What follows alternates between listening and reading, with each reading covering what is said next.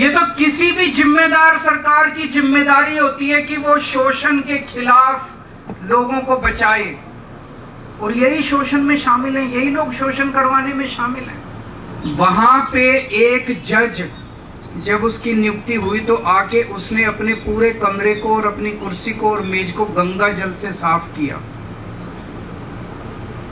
High court के एक जज ने। क्यों? क्योंकि उनके पहले जो जज था वो दलित था। आज बाबा साहब के जयंती के अवसर पर हम सब लोग उन्हें श्रद्धांजलि देने के लिए एकत्रित हुए हैं। मैं अपनी ओर से, अपनी पार्टी की ओर से, अपने सभी कार्यकर्ताओं की ओर से बाबा साहब को श्रद्धांजलि अर्पित करता हूं। हमारी पार्टी ने बाबा साहब को और शहीद आजम भगत सिंह को अपना आदर्श माना है। हम लोगों ने ये तय किया है कि उनके जीवन के संघर्ष से हम प्रेरणा लेंगे और उनके बताए हुए रास्ते पे कदम, उनके बताए हुए संदेश के मुताबिक हम आगे बढ़ेंगे। उसी दिशा में हम लोग पूरी कोशिश करते हैं अपनी पार्टी को भी चलाने की, और जहां जहां हमारी सरकारें हैं उन सरकारों को भी चलाने की।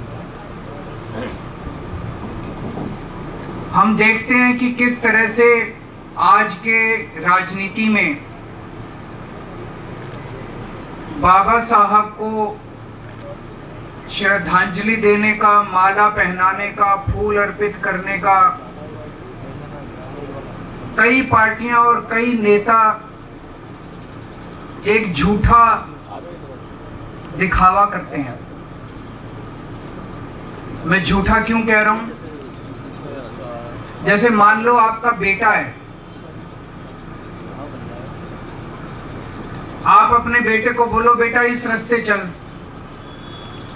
बेटा उस रास्ते तो चले नहीं, जो आप कहो उसका उल्टा करे, जो काम आप कहो उसका उल्टा करे, जो सीख आप दो उसकी उल्टी करे, और रोज सवेरे आपकी तस्वीर लगा के उसके आगे माला, फूल सब चढ़ाए और आपकी पूजा करे, तो आप क्या करोगे? 2 थप्पड़ मारोगे उसको कि मैं जो कहता हूँ वो तो करता नहीं है, और मेरी माला, मेरे को रोज माला चढ़ा के और फूल चढ़ा के, फूल पत्ती और धूप दीप करता है। वही उन्होंने, इन सारी पार्टियों और नेताओं ने आज बाबा साहब के साथ कर रखा है। बाबा साहब ने जो संदेश दिया, जो उनके विचार थे, उस पे तो कोई नहीं चलेगा, उसके उल्टा करेंगे। लेकिन बाबा साहब को फूल पत्ती चढ़ाएंगे, उनको दिखावा करेंगे उनकी पूजा करने की। सबसे बड़ा संदेश बाबा साहब का क्या था?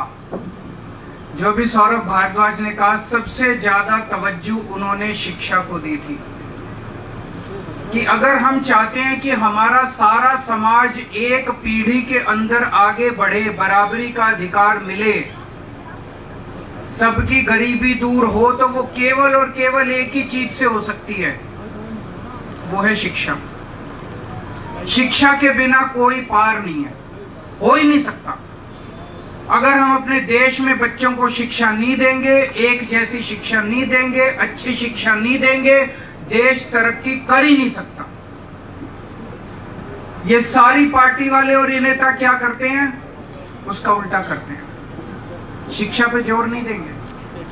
और अब जो दिल्ली के अंदर चल रहा है, ये तो बेहद दुखद है जो कुछ भी चल रहा है। जब हम राजनीति में नहीं आए थे, हम सोचा करते थे, हम एनजीओ में काम करते थे, हम समाज सेवा में काम, झुग्गियों में काम किया करते थे। हम देखते थे सरकारी स्कूलों की बहुत बुरी हालत थी, गरीबों के बच्चों के लिए बहुत बुरी शिक्षा थी। हम देखते थे कैसे प्राइवेट स्कूल वाले शोषण करते हैं माँ बाप का, बच्चों का, फीस पे फीस बढ़ाते जाते हैं, फीस पे फीस बढ़ाते जाते हैं।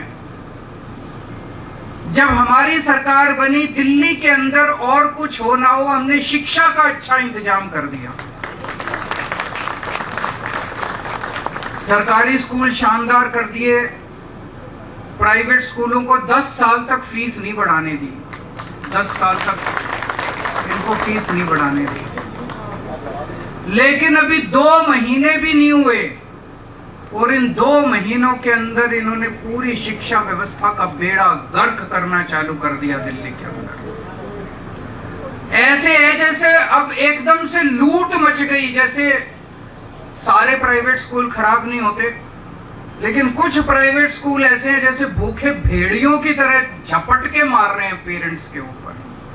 जो सोशल मीडिया पे देख रहे हैं, बच्चों को लाइब्रेरी के अंदर बंद कर दिया जाता है, बच्चों को क्लास अटेंड नहीं करने देते, बच्चों के ऊपर जिस तरह से तानाशाही बर्ताव किया जा रहा है कि फीस नहीं दोगे तो ये कर देंगे वो कर देंगे, अनाप शनाप फीस। कईयों ने तो दुगनी कर दी, कईयों ने 80% बढ़ा दी, 40%। कहां से लाए बच्चों को पैसे पढ़ाने के लिए? मैं भी आने के पहले सोशल मीडिया पे देख रहा था, एक आदमी कह रहा था जी 2 लाख रुपए कर दिए साल का। कहां से लाए, कहां से लाए इतने बच्चों को पैसे पढ़ाने के लिए? ये तो किसी भी जिम्मेदार सरकार की जिम्मेदारी होती है कि वो शोषण के खिलाफ लोगों को बचाए, और यही शोषण में शामिल हैं, यही लोग शोषण करवाने में शामिल हैं। सरकारी स्कूल कितनी मुश्किल से ठीक करे थे, कितनी मुश्किल से ठीक करे थे 10 साल में। इन्होंने हैप्पीनेस करिकुलम बंद कर दिया, इन्होंने देशभक्ति करिकुलम बंद कर दिया, इन्होंने बिजनेस ब्लास्टर्स, सारा एक एक करके मिशन बुनियाद बंद कर दिया।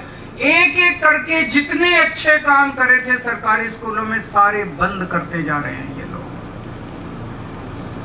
अभी कल गुजरात की एक स्टोरी आई थी। गुजरात के 157 सरकारी स्कूलों में 10वीं क्लास के बोर्ड के पेपर में एक भी बच्चा पास नहीं हुआ, एक भी बच्चा। 30 साल से इनकी गुजरात में सरकार है, शर्म से डूब मरना चाहिए इनकी पार्टी को कि गुजरात के अंदर 30 साल सरकार चलाने के बाद अगर शिक्षा व्यवस्था का गुजरात में ये हाल है, अब वही हाल ये लोग दिल्ली का करेंगे। तो कहते हैं बाबा साहब के भक्त हैं। बाबा रे क्या भक्त हो, जो बाबा साहब ने कहा उसका उल्टा करते हो तुम। बाबा साहब ने कहा शिक्षा पे काम करो, ये शिक्षा का कबाड़ा करने में लगे। एक राज्य बता दो मेरे को जहां इनकी सरकार है और उन्होंने शिक्षा पे अच्छा काम किया हो, एक राज्य बता दो। कोई एक राज्य नहीं है जहां इनकी सरकार है और उन्होंने शिक्षा को ठीक कर दिया हो, एक भी स्कूल को उन्होंने ठीक किया हो। पहले मैं सोचता था 75 साल हो गए आजादी को, मैं यही सोचता था शिक्षा क्यों नहीं ठीक हो रही, क्यों नहीं ठीक हो रही। हमारे देश में इतनी गरीबी, इतनी अशिक्षा है। मेरे को लगता है कि अगर हमने शिक्षा व्यवस्था ठीक कर दी तो एक पीढ़ी में हम अपने देश से गरीबी दूर कर सकते हैं। मैं सोचता था क्यों नहीं हो रही, मुझे लगता था इनको करना नहीं आता, इनसे हो नहीं रहा।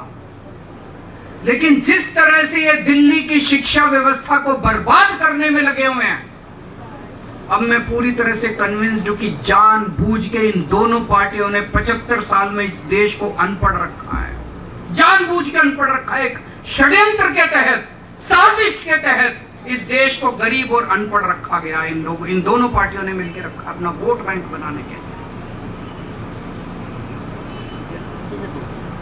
इनको बाबा साहब से कोई प्यार नहीं है, ये कोई बाबा साहब की इज्जत नहीं करते।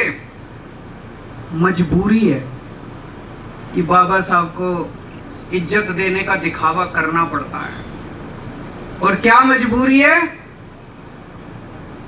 वोट चाहिए इनको, एससी समाज के वोट चाहिए, इसलिए दिखावा करना पड़ता है इनको बाबा साहब की पूजा करने का, बाबा साहब की इज्जत देने का। बाबा साहब अंबेडकर ने जब संविधान सभा के अंदर, कॉन्स्टिट्यूशन असेंबली के अंदर जब डिबेट चल रहा था,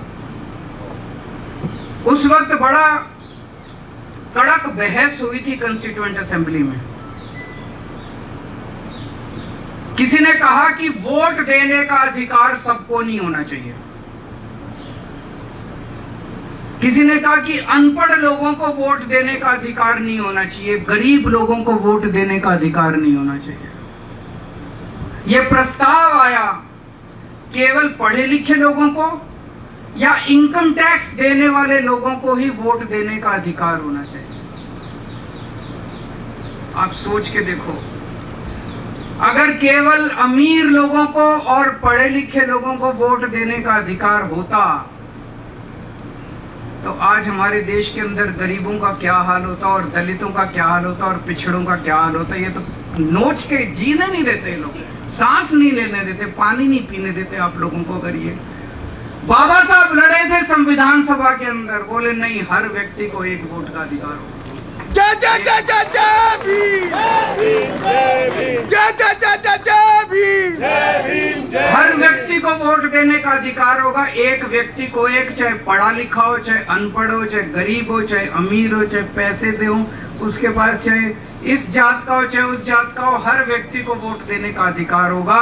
अगर ये वोट देने का अधिकार हर व्यक्ति को नहीं होता जो बाबा साहब ने दिलवाया, आप सोच सकते हो क्या हाल होता इस देश का, बहुत बुरा हाल होता। अभी तो वोट देने का अधिकार है, तब ये लोग झुग्गी वालों को वोट के पहले जाके कहते हैं कि जहां झुग्गी वहां मकान, और जिस दिन चुनाव के नतीजे आते हैं अगले दिन झुग्गियां तोड़वा देते हैं। इतने बेशरम लोग हैं ये लोग। वोट देने का अधिकार है तब इन्होंने जीना मुश्किल कर रखा है। अगर वोट देने का अधिकार नहीं होता, ये तो सबको प्रशांत महासागर में ले जाकर डुबो देते, सारे गरीबों को, सारे अनपढ़ लोगों को। कोई स्कूल नहीं बनवाते आप लोगों के, केवल अमीरों के स्कूल होते हैं इस देश के अंदर, कोई सरकारी स्कूल नहीं होता। तो बाबा साहब ने वोट देने का अधिकार दिया, इसीलिए आज मुझे आज यहाँ आप सबको बताते हुए, आप सबकी पंजाब में सरकार है, आप लोगों की पंजाब सरकार ने एक बहुत बड़ा निर्णय लिया अभी 2-3 साल पहले। पूरे देश में कश्मीर से कन्याकुमारी तक और गुजरात से असम तक केवल एक राज्य है पंजाब, जहां पे वकीलों का, जो सरकारी वकीलों का पैनल बनता है, उसमें भी रिजर्वेशन दिया गया है। बाकी किसी राज्य के अंदर सेंट्रल गवर्नमेंट भी अपने वकीलों के पैनल में रिजर्वेशन नहीं देती, कोई राज्य अपने सरकारी पैनल में रिजर्वेशन नहीं देता। केवल पंजाब सरकार ने रिजर्वेशन दिया है, अपने पैनल में रिजर्वेशन दिया है, सरकारी वकीलों का जो पैनल है।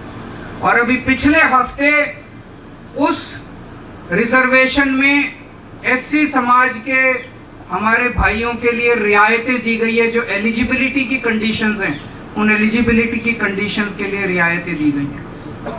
मैं इनको कहना चाहता हूं, अगर तुम लोग भी प्यार करते हो अपने अपने राज्यों में, तुम भी दो रिजर्वेशन, सेंट्रल गवर्नमेंट में तुम भी दो रिजर्वेशन सरकारी वकीलों के पैनल में, तब तो पता चलेगा कि तुम बाबा साहब से प्यार करते हो, नहीं तो ये फर्जीवाड़ा करना बंद करो।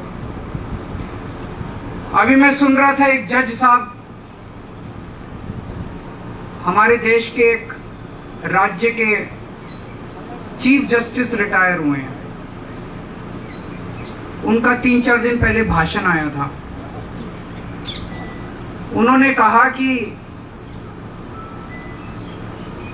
वो एक हाई कोर्ट में जब काम करते थे, वहां पे एक जज जब उसकी नियुक्ति हुई तो आके उसने अपने पूरे कमरे को और अपनी कुर्सी को और मेज को गंगा जल से साफ किया, हाई कोर्ट के एक जज ने। क्यों? क्योंकि उनके पहले जो जज था वो दलित था, वो एससी समाज से था। 75 साल हो गए आजादी को, लेकिन हमारी मानसिकता अभी नहीं बदली। हमें बदलना पड़ेगा, हर व्यक्ति को बदलना पड़ेगा, अपनी मानसिकता को भी बदलना पड़ेगा। एक तरफ जहाँ पार्टियों को और नेताओं को बदलना है, दूसरी तरफ इस देश के हर व्यक्ति को भी अपनी सोच को बदलना पड़ेगा। फिर से मैं आप सब लोगों को बाबा साहब के जयंती के अवसर पे बहुत बहुत शुभकामनाएं देता हूँ, और यही निवेदन करता हूँ कि उनके कदम चिन्हों पे चलना, इन पार्टियों और नेताओं की तरह दिखावा मत करना। बहुत बहुत शुक्रिया।